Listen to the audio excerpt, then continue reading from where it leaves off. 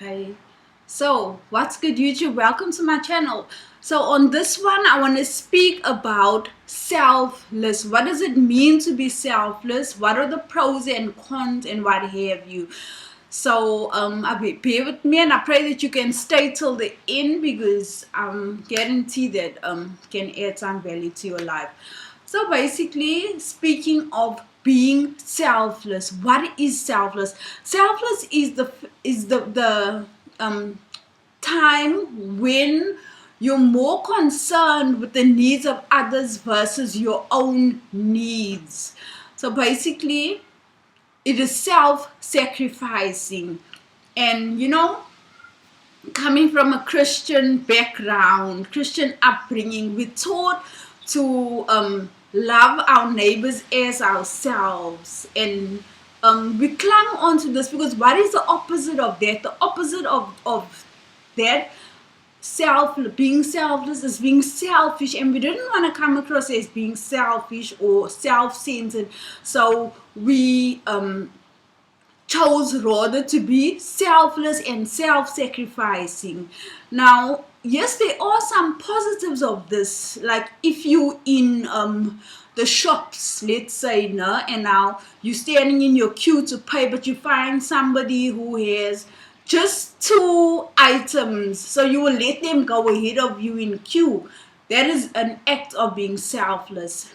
Volunteering, that is also an act of being selfless. And then I don't know if maybe you've seen it out on public transport. Let's say you're on a train and a pregnant woman comes onto the train, and she doesn't have a seat, so you get up and you give her your seat. So that is an act again of being selfless. So there are lots of good benefits that come with being selfless, but the problem here is when you're self-sacrificing and you totally have no concern for your own needs, and that can make you at times resentful.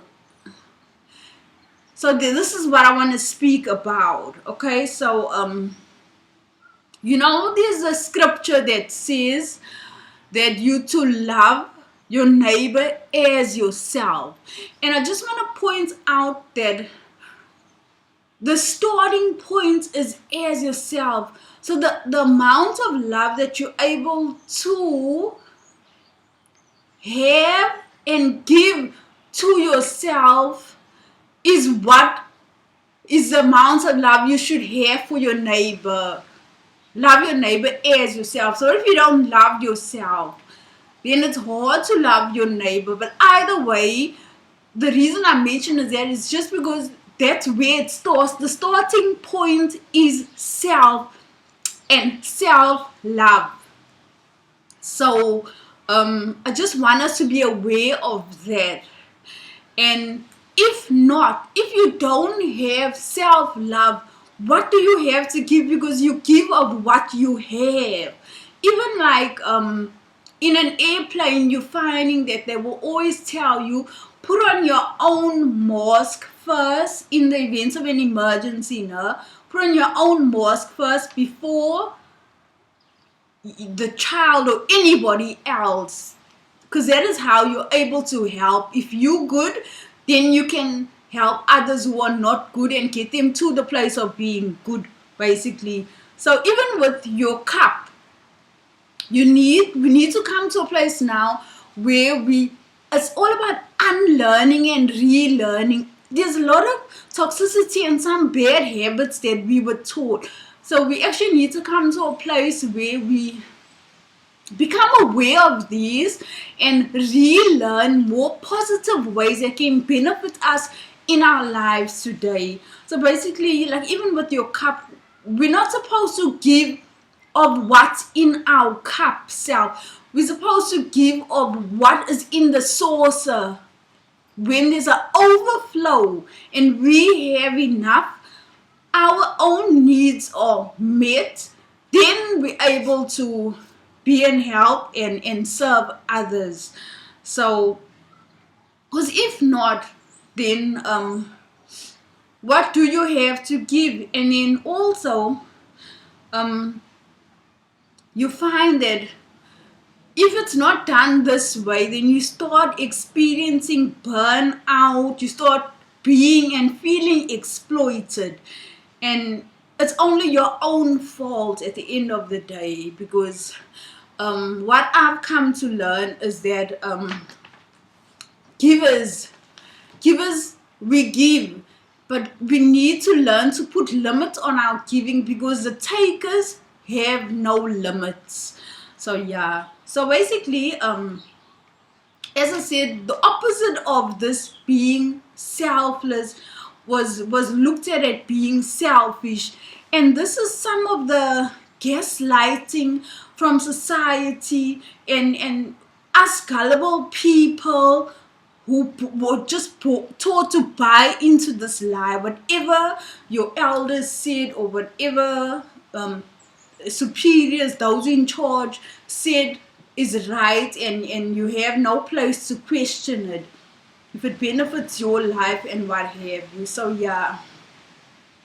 So basically, if you find that you're struggling with selfless, of being selfless, ways to come more on a healthier side of this whole thing, and to find some balance, is where you get to a place where you're now able, or teach yourself, learn to ask for help and take help. Also, to just recognize your needs, and be like connected, like able to check in with your internal self, conscious, how are you feeling, what are your needs, etc.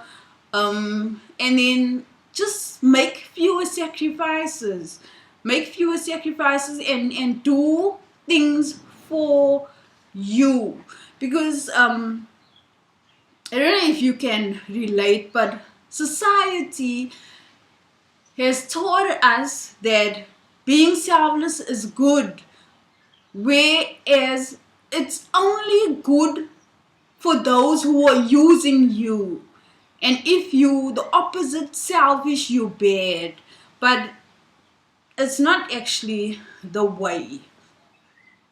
And yeah, as a result of being selfless, as I said, it just makes you resentful, because you feel not appreciated, not valued, not seen, not heard, your needs not being met. And that is not good, because then it's saying that internally you're not good, in yourself. So that which you're giving is not coming from a good place. And that's, yeah, that's it. So basically, I also wanted to add that even love itself, we know God to be love, but love is not even selfless. Love is not even selfless, because like, even when you love, no, it's because you want to, you're making a choice. It's something that you want to do. That's why you're doing it. And as humans, we have a need to love, but also to be loved. So even when you're loving, and it's in a reciprocal way, reciprocal relationship, you continue on because firstly you want to, but also there's benefits of it, benefits of being in love, being in that loving relationship, and it brings love back to you. You feel good about having the relationship, of being in love. So there's positives for you as well. So all relationships that we get into, let it be reciprocal. Yeah. And so even love is not selfless. So I said a lot here. So you can let me know what you thought of this, if you found any value. And yeah, so going forward, let us come to a place whereby we're able to question everything that's been passed down to us, and especially with this regard of being selfless, and just basically come to a place where